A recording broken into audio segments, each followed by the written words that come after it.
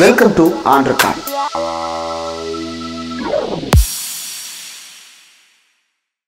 Welcome to on record. இன்றைக்கு நம்மோடு நேர்காணலுக்காக சிறப்பு விருந்தினராக அர்ச்சகர் பயிற்சி பெற்ற மாணவர் சங்கத்தினுடைய மாநில ஒருங்கிணைப்பாளர் தலைவர் திரு ரங்கநாதன் அவர்கள் நம்மோடு இணைந்திருக்கிறார். அவரோடு பேசலாம். வணக்கம். வணக்கம். ஒரு புகைப்படம் ஒன்று பார்க்க முடிந்தது. சிதம்பரம் நடராஜர் கோயிலில் அந்த அம்பல மேடைக்கு போகின்ற போது வயதான ஒரு பெரியவர் தலையிலும் இடையிலும் காவி உடை தரித்து நெற்றியில் பட்டை அணிந்து பார்க்கும்போது ஒரு தீவிரமான சிவபக்தராக தெரிகிறார். ஒரு பக்கம் நீங்களும் இன்னொரு பக்கம் வழக்கறிஞர் வாஞ்சிநாதன் அவர்களும் சேர்ந்து அவரை வந்து அந்த சிற்றம்பல மேடைக்கு தூக்கிட்டு போகிற அந்த ஃபோட்டோ ஒன்றை பார்க்க முடிந்தது. நேற்று பேராசிரியர் சுபவி நடத்தின கூட்டத்தில் அதை பேசும் பொழுது வழியெல்லாம் எண்ணெய் தடவி வைத்திருந்தார்கள், அவரை ஏற்றி கொண்டு போகக்கூடாது என்பதற்காக அப்படின்னு. அந்த புகைப்படத்தில் நீங்களும் இருந்தீங்க. நேற்று கூட்டத்திலே கூட கீழே இருந்து ஒருத்தர் வாஞ்சிநாதன், இன்னொருத்தர் இங்கே இருக்கிறார் அப்படின்னு காட்டினாங்க. அந்த சம்பவம் என்ன நடந்தது? அன்றைய நாளில் என்ன நடந்தது? யார் அவர்? ஏன் அவரை தூக்கிட்டு போனீங்க?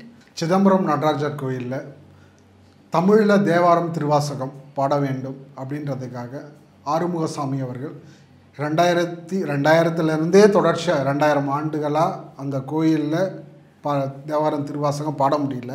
இரண்டாவது ஆறுமுகசாமி அவர்கள் அந்த கோயிலில் வந்து பாடணும்னு சொல்லி நீண்ட ஆண்டுகளாக போராடிட்டு இருக்கிறார். இல்லை, அந்த கோயிலில் தானே தேவார திருவாசக சுவடுகள் எல்லாம் சுவடுகள் இருக்கு. ராஜராஜ சோழன் கண்டுபிடிச்சிட்டு போனதாகவும் சொல்லுவாங்க.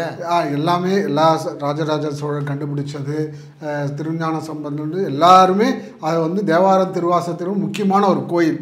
இந்த கோயிலில் வந்து தமிழ் பாடக்கூடாது அப்படின்னு சொல்லி தீட்சிதர்கள் அங்கே இருக்கிற 3000 தீட்சர்கள் நாங்கள் ஆகாயத்திலேருந்து வந்தோம், அங்கேருந்து நாங்கள் தான் வந்து இந்த கோயிலுக்கு உரிமை கொண்டாடுறாங்க, அவங்க தான் வந்து இந்த கோயிலில் நாங்கள் தான் பூஜை பண்ணுறோம், எங்களுடைய கோயில் அப்படின்னு சொல்லி பண்ணுறாங்க. யாரெல்லாம் தேவாரம் பாடுறாங்களோ அவங்க முடிக்கும் போது சொல்கிற வார்த்தை திருச்சிற்றம்பலம். ஆமாம். ஆனால் அந்த திருச்சிற்றம்பலத்தில் தேவாரம் பாட முடியாது. திருச்சிற்றம்பலம் சொல்கிற அந்த கோயிலுக்கு சட்டத்தில் அனைவரும் சம வாய்ப்புன்னு சொல்கிறாங்க. ஆனால் கோயிலில் சிதம்பரம் நடராஜர் கோயிலில் ஆன்மீகத்தில் நாம் திருச்சிற்றம்பலம்னு சொல்கிறோம். அந்த கோயிலில் திருச்சிற்றம்பலம் சொல்ல முடியாத நிலைமைக்கு ஒரு சிவனடியாக சிவபக்தருக்கு ஒரு அவமானம் ஏற்பட்டிருக்கு. அப்படின்னா அங்கே என்ன பிரச்சனை அப்படின்னா, இப்போது அந்த கோயிலில் நான் வந்து போயிருக்கிறேன். மக்கள் உரிமை பாதுகாப்பு என்ற அமைப்பு வந்து தொடர்ச்சியாக போராடினாங்க. அதில் மக்கள் கலை இலக்கிய கழகம், புரட்சிகர மாணவரின் முன்னணி, விவசாய விடுதலை முன்னணி, பெண்கள் விடுதலை முன்னணி, மக்கள் அதிகாரம் போன்ற அனைத்து அமைப்புகளும் போராடினாங்க. அந்த அமைப்புகள் ஏன் போராடினாங்க அப்படின்னு நான் தெரிஞ்சுக்கிட்டது, இந்த மாதிரி வந்து கோயிலில் வந்து தேவாரம் திருவாசம் பாடணும்னு சொல்லி ஒரு சிவனடியார் நீண்ட காலமாக போய் நின்றார். அவரை வந்து போய் காசு கேட்குறாங்க. இந்த மாதிரி தேவாரம் திருவாசம் பாடினா 200 கொடு, 300 கொடு, 500 கொடுன்னு சொல்லி அவர்கிட்ட தீட்சிதர்கள் காசு கேட்குறாங்க. ஆறுமுகசாமி கிட்ட. இவர் பாடுறது காசு கொடுக்கணும். அந்த கோயில் மக்களுடைய கோயில், பொது கோயில், நம்மளுடைய கோயில், மன்னர்களால் கட்டப்பட்ட கோயில், எல்லாருடைய உரிமை, உங்களுடைய எனக்கு இங்கே பார்க்கிற அனைவருடைய கோயில் அது. அந்த கோயிலில் உரிமை கொண்டாடுறாங்க தீட்சிதர்கள். அவங்க வந்து 200 டோக்கன் கொடுத்து, டோக்கனில் காசு கொடுத்தா தான் டோக்கன் தருவாங்க. அப்போ போய் மேலே போய் பாட முடியும். இப்போ பெரிய பெரிய ஆட்கள், யாருமே தெரியாத ஆட்கள்னு வராங்கன்னு வச்சுக்கலாம், ஒரு 1000 ரூபா, அது 2000 ரூபா, 3000 அப்படி வாங்குறாங்க.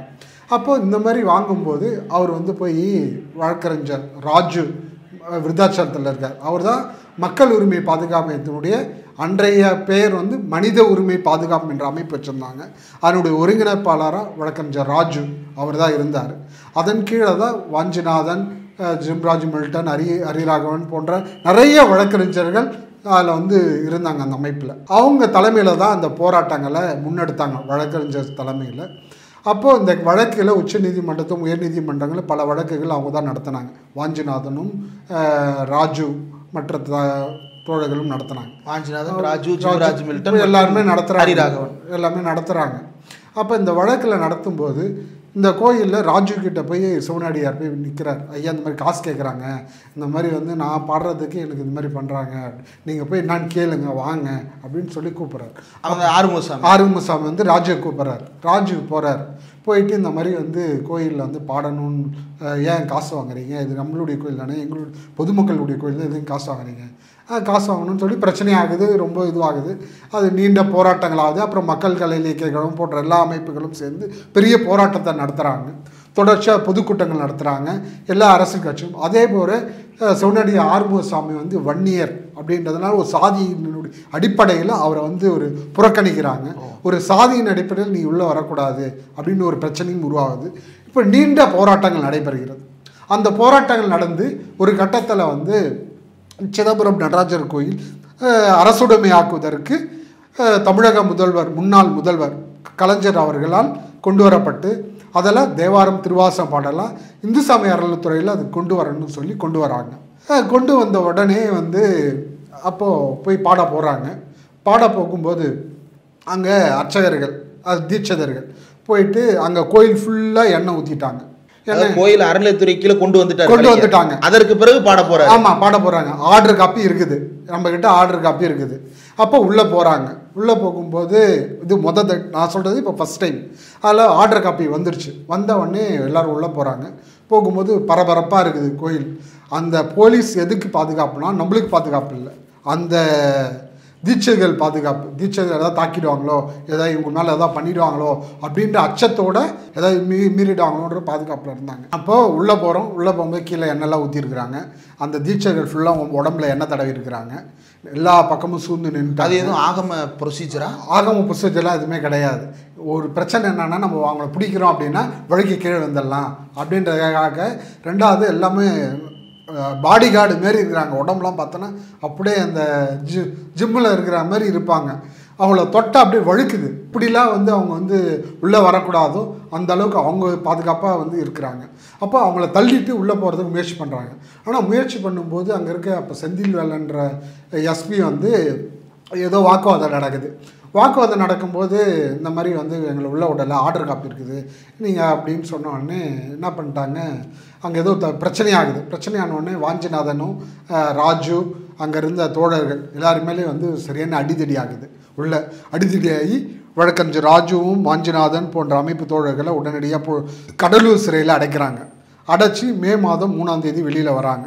வெளியில் வந்த அப்புறம் மறுபடியும் இதெல்லாம் நடந்து பாட முடியல. ஆர்டர் காப்பி இருந்தும் பாட முடியல, பிரச்சனையாகுது. அதுக்கப்புறம் நீண்ட போராட்டத்தின் அப்புறம் மறுபடியும் ஒரு பிரச்சனையாக்கி ஆறுமுகசாமியை ஒரு யானையில், கோயில் யானையில் அவரை உட்கார வச்சு அதன் மூலமாக ஊர்வலம் வந்து சிதம்பரத்தில் இந்த மாதிரி தமிழ் பாடுறதுக்கு அரசு மரியாதையோடு அவரை வந்து உள்ளே வந்து பாட வச்சு பாடினாங்க. இது 2வது. 3வது இந்த மறுபடியும் ஆர்டர் காப்பி இருந்து உள்ளே பாட முடியல. 2வது சுப்ரீம் கோர்ட்டில் இந்த வழக்கு அப்போ அதிமுக அரசு அம்மையார் ஜெயலலிதா அவர்கள் ஆட்சியில் இருக்கிறாங்க.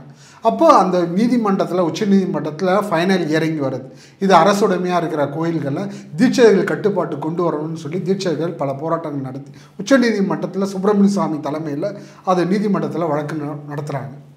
அப்போது அங்கே வந்து ஜெயலலிதா அவர்களை போய் தீட்சைகள் வீட்டில் போய் 5 பேர் உட்காந்து பார்க்குறாங்க. ஜெயலலிதா யார் போனாலும் நின்று இப்படி தான் பார்க்க முடியும். நானே போயிருக்கிறேன், நின்று தான் பார்த்துருக்குறேன். ஜெயலலிதா அம்மையார் உட்காருன்னு சொல்ல மாட்டோம், உட்காருன்னு சொல்ல யாருமே உட்கார முடியாது.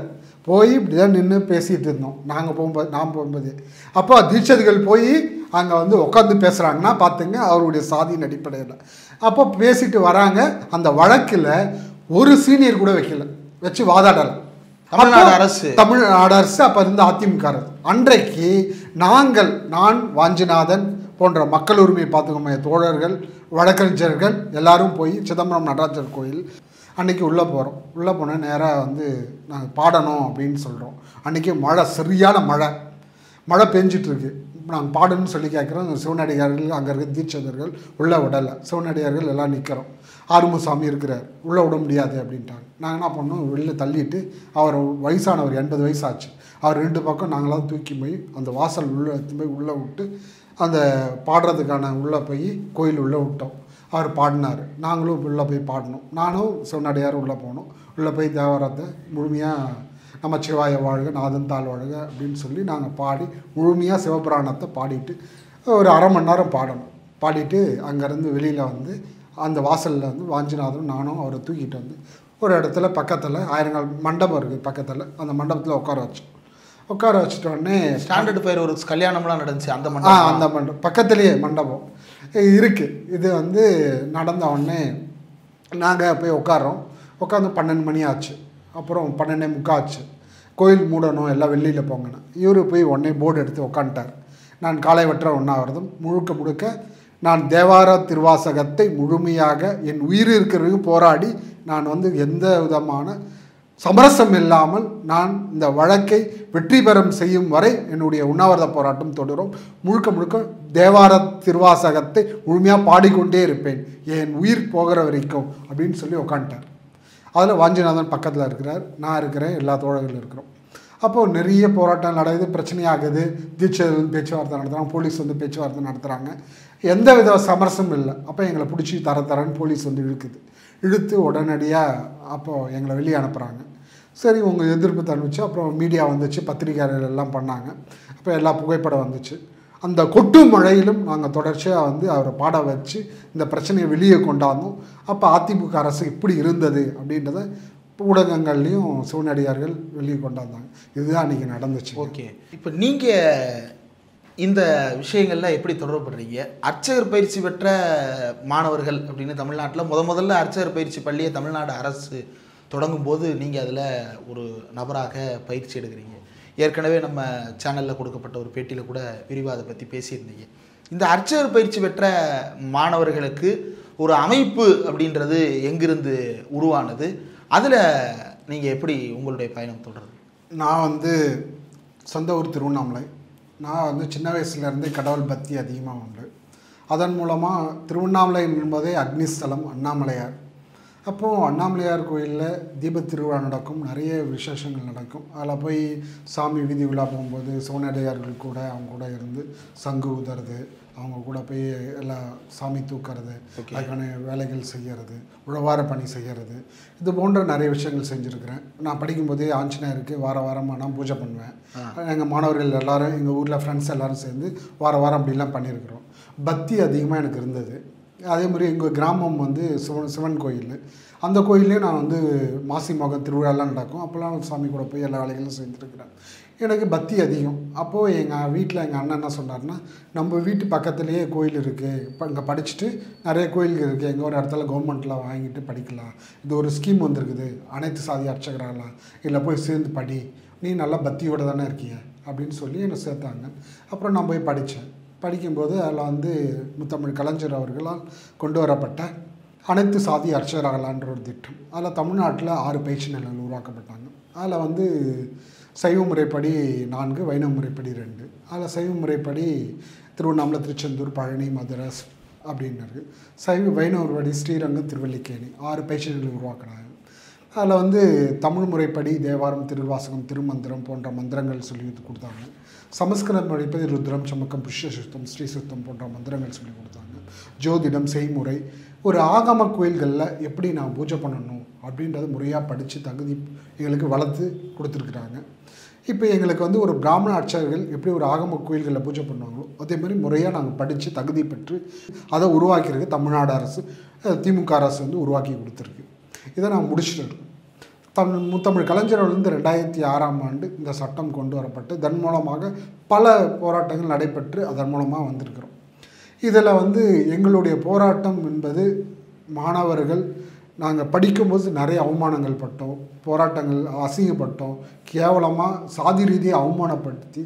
ஒரே ஒரு உதாரணம் அப்படின்னா, நாங்கள் திருவண்ணாமலை கோயில் நான் படித்தேன். படிக்கும்போது நாங்கள் கோயிலில் டெய்லி சாமி தரிசனத்துக்கு உள்ளே போகும்போது இந்த மாதிரி வந்து கோயிலில் அர்ச்சகர்கள் வந்து இதோ சூத்திரம் வந்துட்டான் பாரு, பொம்பளை பொறுக்கி வந்துட்டான் பாரு, இந்த இவெல்லாம் வந்து இப்போ படித்து இவெல்லாம் என்ன கிழிக்க போகிறான், இவெல்லாம் அர்ச்சகர் ஆகணுமா, இவெல்லாம் வந்து எவனா பொம்பளைகிட்ட இது பண்ணியிருப்பான், இங்கே வந்து இப்போ உட்காந்து இப்போ படிச்சுட்ருக்கான், மாமிசு சாப்பிட்றான், இதெல்லாம் பண்ணுறான். அவங்கெல்லாம் பெண்களை கல்யாணம் பண்ணிக்கிற மாட்டாங்களா? அப்போ எங்களை வந்து இப்படி ஒரு அவமானப்படுத்தி, கேவலப்படுத்தி, கொச்சப்படுத்தி, சாதி ரீதியாக ரொம்ப வேதனைக்கு உரிய மாணவர்கள் எல்லாருமே அப்படி ஒரு சூழலில் இருந்தாங்க, படித்த மாணவர்கள்.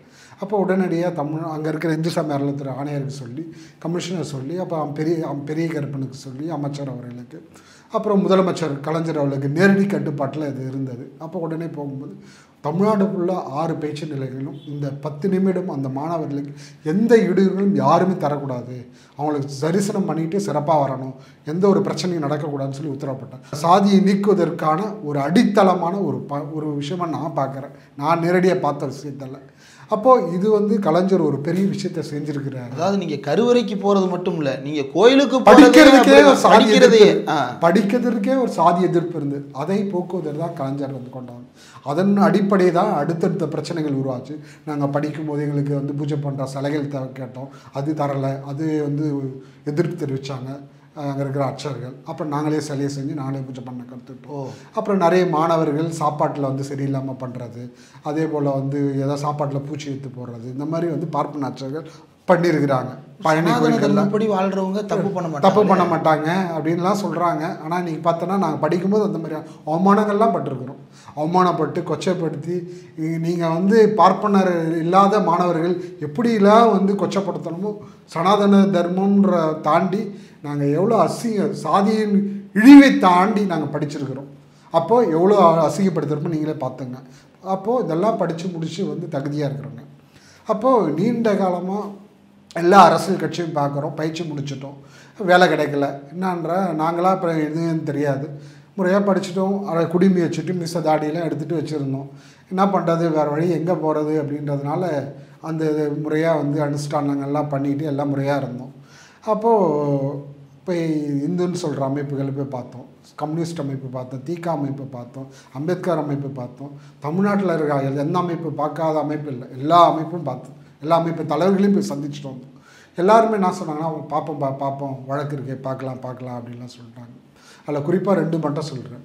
முத்தமிழ் கலைஞரை போய் சந்திக்கிறோம். அவர் ஒன்று சொன்னார், ஆகமம்னு ஒரு தவறு இருக்குதுங்க, அந்த தவறை வந்து உச்சநீதிமன்றத்தில் நான் அதை முறியடித்து நான் வந்து என் உயிர் இருக்கிற வரைக்கும் உன்னை பணி நியமனம் செய்யாமல் சாக மாட்டேன், நீங்கள் உத்தரவாதமாக போங்க, எந்த பயமும் இல்லாத நான் கண்டிப்பாக உனக்கு பணியானை செய்கிறேன் அப்படின்னு உத்தரவாதம் கொடுத்தார். அதன் பிறகு இந்துன்னு சொல்கிற அமைப்புகளை போய் சந்திக்கிறோம். அவங்க வந்து என்ன சொல்கிறாங்க, ராமகோபாலனை போய் பார்த்தேன். ராமகோபாலனை பார்த்தேன். நான் என்ன சொன்னேன், முடிச்சிருக்கிறேங்க இந்த மாதிரி விஷயங்கள், எங்களை பணியானை செய்யணும், எங்கள் கோயில் கட்டுப்பாட்டில் நிறைய இருக்குது, அதன் மூலமாக நான் உங்களை வந்து பணியானை செய்கிறேன். அது வந்து என்ன கோயில்னால் காளியம்மன் கோயில், மாரியம்மன், மாரியத்தா கோயில், கண்ணத்தா கோயில், முண்டகாணியம்மன் கோயில், இந்த மாதிரி கோயில் எனக்கு கட்டுப்பாட்டில் இருக்குதுப்பா, அந்த கோயில் பணியான செய்யுது. ஐயா, எங்களுக்கு தமிழ்நாடு அரசு ஆரம்பிக்கும் போது என்ன சொன்னாங்கன்னா, தமிழ்நாட்டில் இருக்கிற முக்கிய கோயில்களில் ஆகம கோயில்களில் பணியான செய்வோம் அப்படின்னு சொல்லி தான் எங்களுக்கு வந்து படிப்பு ஆரம்பிக்கும் போது உத்தரவாதம் கொடுத்தாங்க. ஆனால் உச்சநீதிமன்றத்தில் வழக்குன்னு சொல்கிறாங்க, என்னன்னு ஒன்றும் புரிய மாட்டேங்குது அப்படின்னு சொல்கிறோம். கலைஞர் அதான் சொன்னாருங்க அப்படின்னு. அதாவது எங்களுக்கு திருவண்ணாமலை கோயிலோ, மதுரை மீனாட்சி அம்மன் கோயிலோ, பார்த்தசாரதி கோயில், இந்த மாதிரி பெரிய கோயில்களில் எங்களுக்கு பணியானை வாங்கி கொடுங்க தம்பி, அது மட்டும் செஞ்சிடாதீங்க, பெரிய தப்பு அது, அவள் தொழில் அவள் தான் செய்யணும், வேறு யாரும் செய்யக்கூடாது, இது ஆகம மீறல், இதெல்லாம் பண்ணிடாதீங்க, இதெல்லாம் நம்மளுக்கு ஆகமத்துக்கு பெரிய விரோதம், நம்மலாம் செய்கிறது, அவள் தொழிலுக்கு அவளுக்கு நம்ம பக்தி கொடுக்கணும், அவளுக்கு நல்ல ஒரு வாய்ப்பை கொடுக்கணும், நம்ம போய் எதுவும் இடையூறு செஞ்சிடக்கூடாது அப்படின்னு சொன்னார். சரிங்க ஐயா, இப்போ நான் வந்து முடிச்சிருக்கிறேன், செய்யக்கூடாதுன்றீங்க, நம்ம கவர்மெண்ட்டு எங்களுக்கு உத்தரவாதம் கொடுத்துச்சு, எங்களுக்கு இந்த கோயிலுக்கு நீங்கள் போராட்டம் பண்ணுங்கள், இல்லை ஏதாவது ஒன்று செய்யுங்க, வழக்கு போடுங்க, எங்களை கூட்டு போய் எதாவது செய்யுங்க, ஆனால் கிராமப்புற கோயில் எனக்கு வேண்டாம், கவர்மெண்ட் அப்பாயின்மெண்ட்டு கவர்மெண்ட்டு. அவர் சொன்னார், நான் பெரிய ஒரு இல்லை கிராமப்புற கோயிலில் வேலைன்னா இவர்கிட்ட போகணும்னு அவசியம் இல்லை, அந்த கோயில் ஏதோ ஒரு சாதிக்கு சொந்தமாக இருக்கும், அந்த தலைவரை போய் பார்த்தா பார்த்துட்டு போகிறாரு.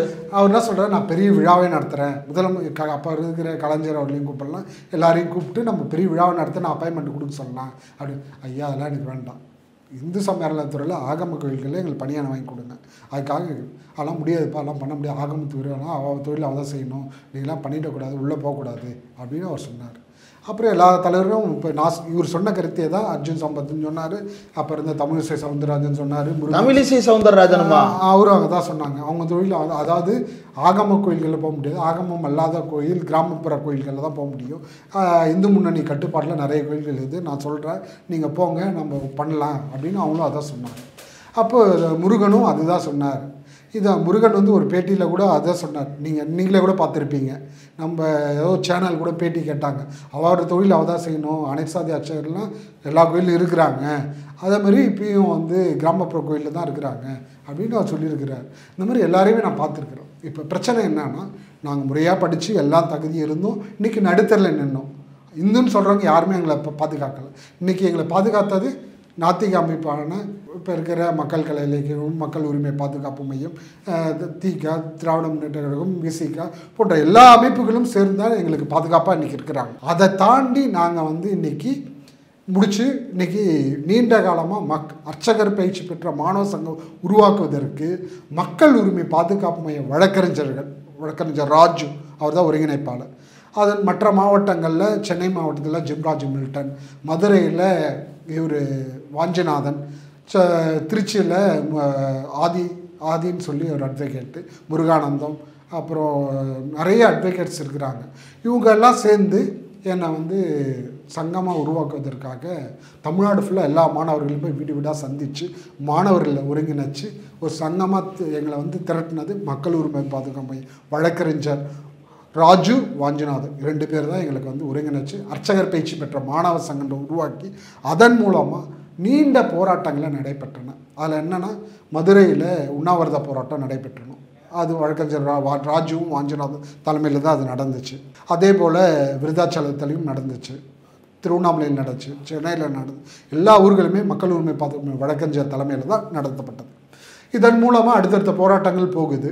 அதற்கப்புறம் மதுரை மீனாட்சி அம்மன் கருவறை முன்னாடி சுப்ரீம் கோர்ட்டில் வழக்கு வருது. அந்த அர்ச்சகர் பயிற்சி பெற்ற மாணவ சங்கம் உருவாக்கணுன்னே சுப்ரீம் கோர்ட்டில் நான் வழக்கு இம்ப்ளீட் ஆகிட்டு அதில் வந்து அர்ச்சகர் பயிற்சி பெற்ற மாணவ சங்கம் இம்ப்ளீட் ஆகி அது என் பேரில் தான் இம்ப்ளீட் ஆகுது. இம்ப்ளீட் ஆனோடனே மாணவ சங்கம் சார்பாக அதன் பிறகு வழக்கு நடக்குது, எல்லாம் போயிட்டுருக்கு. ஒரு பக்கம் மக்கள் மத்தியில் போராட்டம் நடக்குது, சட்டரீதியான போராட்டம் நடக்குது.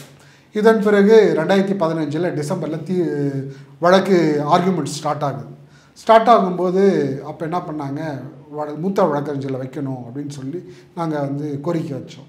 அப்போது அதிமுக அரசு 10 ஆண்டுகளாக இருந்துச்சு, எதுவுமே செய்யலை. அப்போ நாங்கள் என்ன சொன்னோம், மூத்த வழக்கறிஞர் வைக்கணும்னு சொல்லி மதுரை மீனாட்சி அம்மன் கருவறை முன்னாடி போய் உட்காந்து போராட்டம் பண்ணும்போது எங்கள் அங்கே இருக்கிற ஆதி சிவாச்சார அர்ச்சகர்கள் வந்து எங்களை வந்து அடித்து கீழே தள்ளி வெளியில் தள்ளினாங்க. அப்புறம் போலீஸ் வந்து எங்களை இழுத்து அரெஸ்ட் பண்ணிட்டாங்க.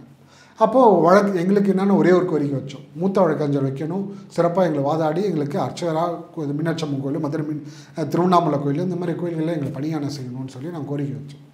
அப்புறம் எங்களுக்கு எதுவுமே செய்யலை அவங்க அதிமுக அரசு, எந்த விதமான அதுவும். அப்போ யார் முதலமைச்சர்? அப்போது இவர் 2015 ஜெயலலிதா இருந்தாங்க. ஜெயலலிதா வந்து எதுவுமே செய்யலை. உடனே நான் வந்து என்ன பண்ணிட்டோம், நடந்துச்சு வந்துட்டேன். வெளியில் வந்தோடனே அரெஸ்ட் பண்ணாங்க. அப்புறம் நைட்டு 11 மணிக்கு வெளில விட்டாங்க. முடிஞ்சு அப்புறம் தீர்ப்பு வருது. இந்த தீர்ப்புக்கு எல்லாத்துக்குமே முக்கிய காரணம், தீர்ப்பில் வந்து இந்த மாதிரி அனைத்து சாதியினரும் அர்ச்சகராகலாம், பிறப்பின் அடிப்படையில் பார்க்கக்கூடாது, ஒவ்வொரு கோயிலுக்கும் ஒரு ஆகம் இருக்குது, ஆகமுறைப்படி அவங்க யாரும் தகுதியாக இருக்கணும் அவங்களை அப்பாயின்மெண்ட் பண்ணலாம்.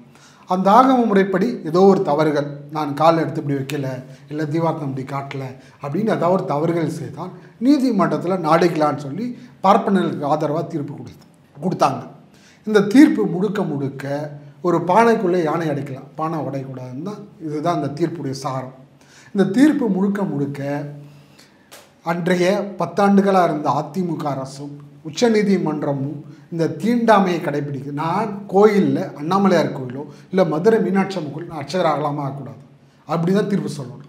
இப்படி வாயை சுற்றி இப்படி வந்து வைக்கிறதுக்கு நேரடியாக நீ அர்ச்சகர் ஆகலாமா ஆகக்கூடாது அது சொல்லணும். அப்போ முழுக்க தீண்டாமையை கடைபிடிக்குது அப்படின்னு சொல்லி நான் என்னோடய அர்ச்சகர் கோலங்கள் தீட்சையெல்லாம் கிடச்சிட்டு இனிமேல் நான் அர்ச்சகர் ஆக மாட்டேன், கோயிலில் சமத்துவ சமூக நீதி உருவாக்க வேண்டும், பெரியார் அம்பேத்கர்கள் பின்பற்றி கோயில்களில் தமிழ்நாட்டில் உள்ள அனைத்து கோயில்களுமே பார்ப்பன அல்லாத அர்ச்சகர்கள் கருவறையில் சமத்துவமாக பூஜை பண்ணணுன்ற கோரிக்கையோடு நான் போராடுவேன்னு சொல்லி அன்னைக்கு நான் ஒரு எதிர்ப்பை தெரிவித்தேன். ஏன்னா எனக்கு முழுக்க இன்றைக்கு வரைக்கும் ஆன்மீக பக்தி எனக்கு இருக்குது. ஆனால் ஒரு எதிர்ப்பை நான் எப்படி காட்டுறது? அப்போ அந்த எதிர்ப்பை நான் வெளியில் கொண்டு வரேன். அப்போ கடவுள் நம்பிக்கை கொண்டவர்கள் நான் இவ்வளோ தூரம் முழுக்க எல்லா ஆசையில் குழந்தையிலிருந்து தொடர்ந்து பயணிச்சிங்களோ, உங்கள் வீட்டுடைய அனுமதியோடு இவ்வளவு செஞ்சீங்களோ, அது நிறைவேறாமல் போகும்போது காரணம் இப்போ இந்த மாதிரி ஒரு தீர்ப்பு வருது. அப்போ நான் முழுக்க இந்த சங்க வேலைகளே தான் இருந்தேன். நான் வேலைக்கு போகலை, எதுவுமே பண்ணலை, முழுக்க இதில் இருந்தேன். அப்போ இதை தாண்டி வரும்போது இதெல்லாம் நடந்துச்சுங்க. நடந்து முடிஞ்ச உடனே நான் இதெல்லாம் போராட்டங்கள் நடந்துகிட்ருக்கு. 2021ஆம் ஆண்டு ஆட்சிக்கு வந்து 100வது நாளில் அனைத்து சாதி அர்ச்சகராகலான்ற திட்டத்திற்கு பணியாணை முத்துவேல் கருணாநிதி ஸ்டாலின் அவர்கள் 2000 ஆண்டுகளாக இருந்த அந்த கருவறை தீண்டாமை இருள் ஒரு மைல்கல் அளவு அகற்றுகிறார். 29 மாணவர்களுக்கு பணியாணை செய்யப்பட்டார். எதை செய்யாமல் சாக மாட்டேன்னு கலைஞர் சொன்னாரோ அதை முத்துவேல் கருணாநிதி ஸ்டாலின் செஞ்சிருக்கிறார். அதை ஆகம கோயில், ஆகமம் இல்லாத கோயிலில் பணியாணை செஞ்சு மாணவர்கள் எல்லாரும் பணியாணை செஞ்சாங்க. எல்லாரும் பேசினாங்க. என்னன்னா பிராமண அர்ச்சகர்கள்லாம் போச்சு, நம்ம குலத்தொழில் போச்சு, நம்ம வாழ்க்கையை போயிடுச்சு, தமிழ்நாடு ரொம்ப ஆன்மீகத்தை கேவலப்படுத்திட்டா, உலகமே அழிய போகுது, இந்த தமிழ்நாடு அழிஞ்சிடும், உலகமே அழிஞ்சிடும், இது ஒரு இந்த ஆட்சி நாசமாக போகணும் அப்படிலாம் எவ்வளோ பேசணுமோ பேசுனாங்க. அங்கே இருக்க அர்ச்சகர்கள் எல்லா இடத்துலையும் கொலை மிரட்டல் வேற விட்டாங்க. இந்த அரசுக்கு என்னென்னலாம் பண்ணணுமோ எல்லாமே செஞ்சாங்க.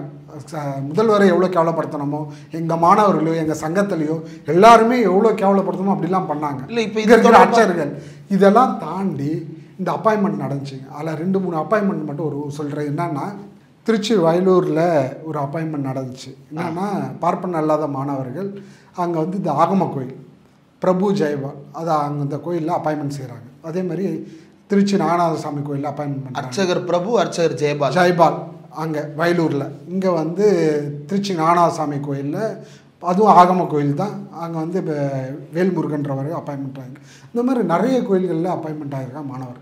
எல்லாருமே அப்பாயின்மெண்ட் ஆன மறுநாள் கவர்மெண்ட்டுக்கு ஃபோட்டோ எடுத்து அனுப்புகிறாங்க. அங்கேருந்து என்னென்னா நாங்கள் கருவறையில் எல்லாம் உள்ளே போயிட்டாங்கன்னு சொல்லி கருவறைக்கு வெளியில் இருந்து ஃபோட்டோ எடுத்து அனுப்பிச்சிட்டாங்க. நிறைய எதிர்ப்பு வருது.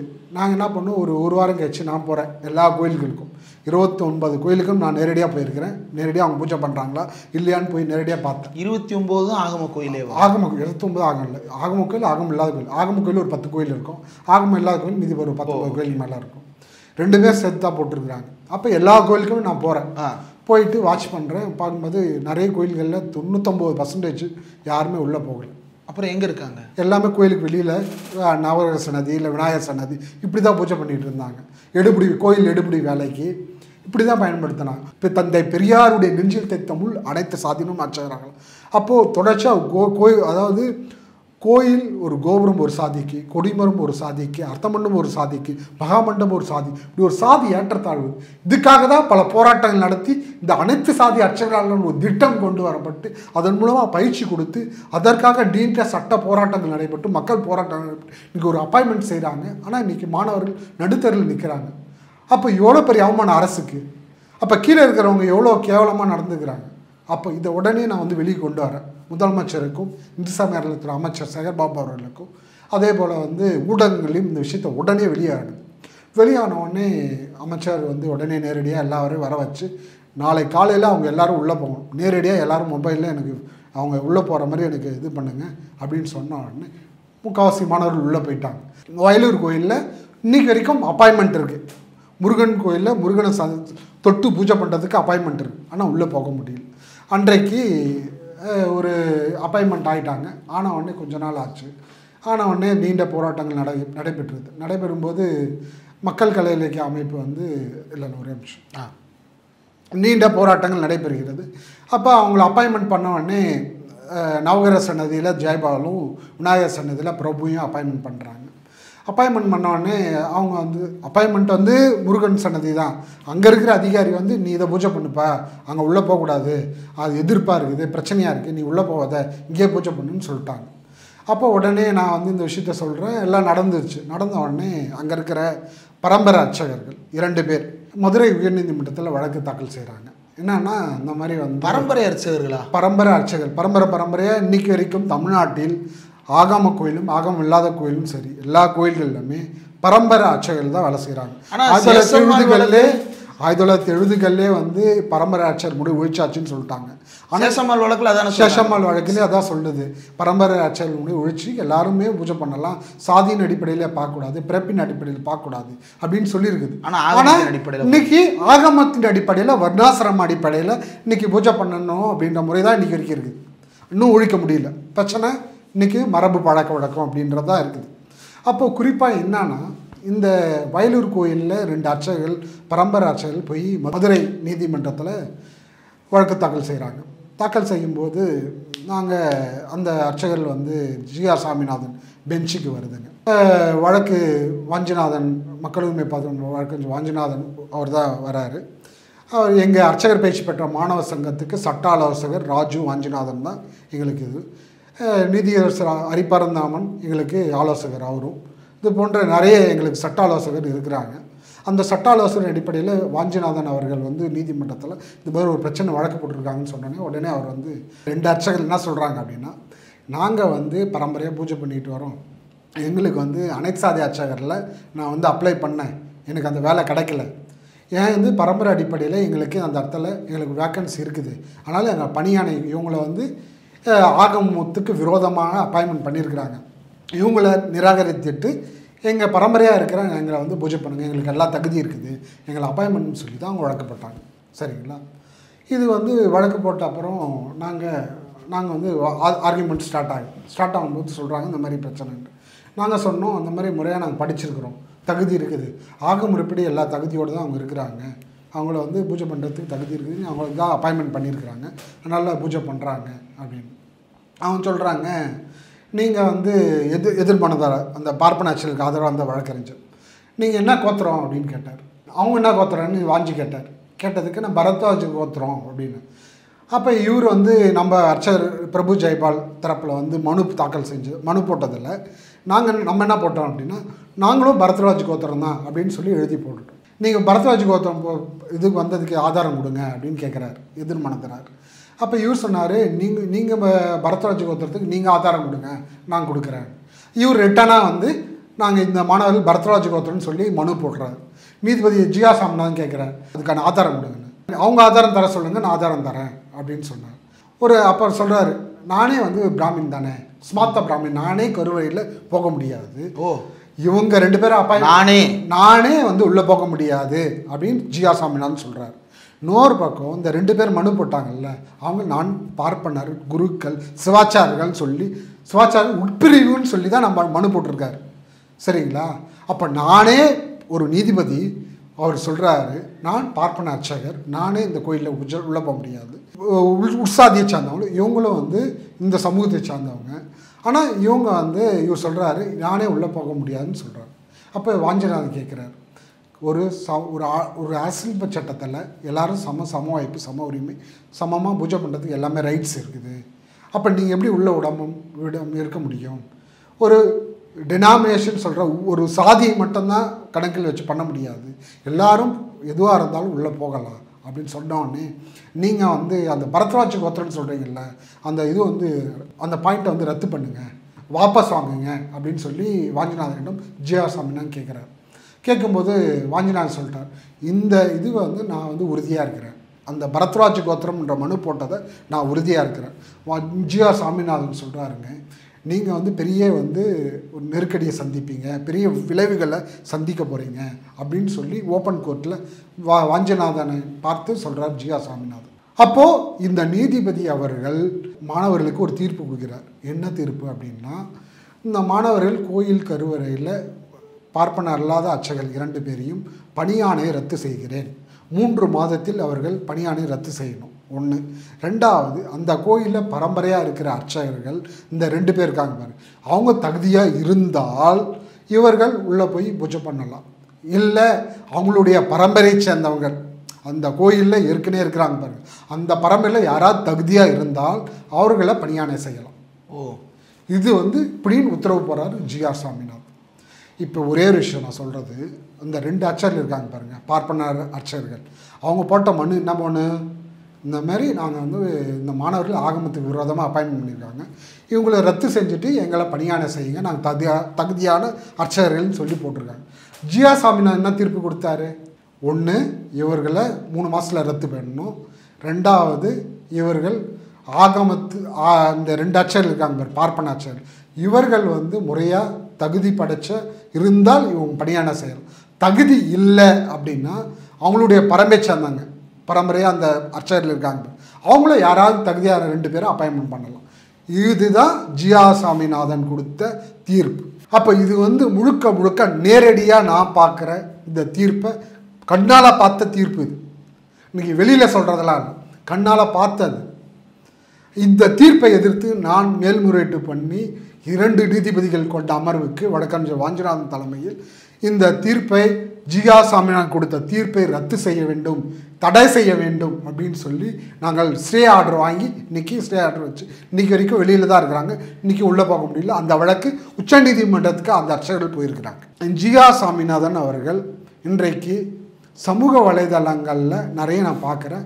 எங்களுடைய அர்ச்சகர் பயிற்சி பெற்ற மாணவ சங்கத்தினுடைய சட்ட ஆலோசகர் வாஞ்சிநாதனை, உங்களுக்கு கோழையா, நீங்கள் கண்ணு தெரியலையா, நீங்கள் அரவிந்த் ஹாஸ்பிட்டலுக்கு போனோமா, நீங்கள் காமெடி பீஸு, இப்படி வாஞ்சிநாதனை எவ்வளோ இழிவாக கேவலமாக ஒரு சமூகத்திற்காக அவர் வேலை செய்கிறாரு, எங்களுக்காக நிறைய செஞ்சுருக்கிறாரு. அப்படி சொல்லும்போது ஒரு தலைமை நீதிபதி அவர்கள் சொல்கிறது மிக மிக எங்களுக்கு மன வருத்தமும் மன வேதனையும், ஒரு கண்டிக்க வேண்டிய கட்டாயத்தில் நாங்கள் தள்ளது காரணம் ஜியா சாமிநாதன் அப்படின்றத நான் பார்க்குறேன். அப்போது ஜியா சாமிநாதன் அவர்கள் இன்னைக்கு கோழையா, கண்ணு தெரியலையா, போராளியா, இவர் காமெடி பீஸா இப்படிலாம் சொல்கிறார். வாஞ்சிநாதன் நான் 2009 இன்றைக்கு வரைக்கும் நான் பார்க்குறேன். நீண்ட போராட்டங்கள் அவர் பண்ணியிருக்கிறாரு. அவரோட பயணிச்சிருக்கிறேன். அதில் ஒரு 2-3 விஷயத்தை மட்டும் நான் குறிப்பாக சொல்கிறேன்.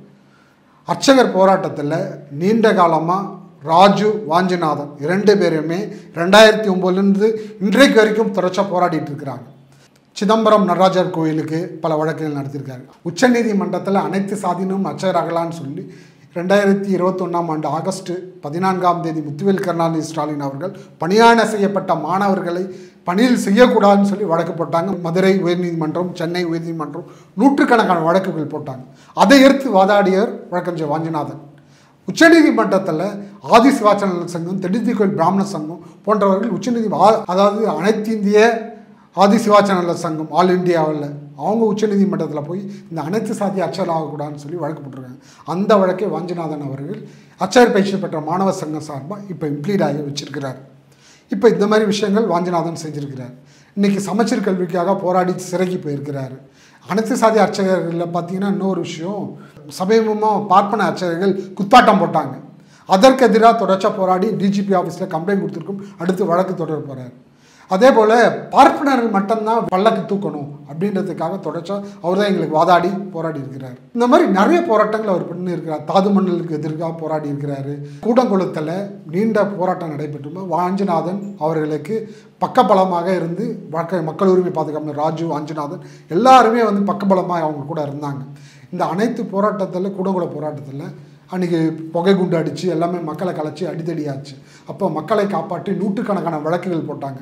மக்கள் உரிமை பாதுகாப்பு வழக்கறிஞர் வாஞ்சிநாதனும் ராஜு அவங்க கீழே இருக்கிற தோழர்கள் எல்லாருமே வழக்கறிஞர்கள் அனைவரும் அதற்காக போராடினாங்க. ஸ்டெர்லைட்டு தூத்துக்குடியில் அதுக்கு மக்கள் மத்தியில் பல போராட்டங்கள் உருவாக்கி இன்றைக்கி சமூக வலைதளங்களில் நீங்களே பார்க்கலாம். அப்போ அவர் எவ்வளோ பெரிய மக்களை ஒருங்கிணைச்சு ஒரு பெரிய போராட்டத்தை வழக்கறிஞர் வாஞ்சிநாதன், ராஜு போன்ற மக்கள் உரிமை பாதுகாப்பையும், மக்கள் அதிகாரம், மக்கள் கலைஞருக்கும் போன்ற அமைப்புகள், எல்லா அமைப்புகளும் தொடர்ச்சியாக அந்த ஸ்டெர்லைட்டுக்காக எதிர்ப்பு நிறைய அமைப்புகள் வந்துச்சு. ஆனால் வாஞ்சிநாதன் முக்கிய பங்காற்றிருக்கிறார் அந்த போராட்டத்தில். நிறைய விஷயங்கள் பகிர்ந்துட்டீங்க. இவ்வளவு நேரம் ஒதுக்கி இந்த நேர்காணல் தந்ததற்கு மிக்க நன்றி. நன்றி.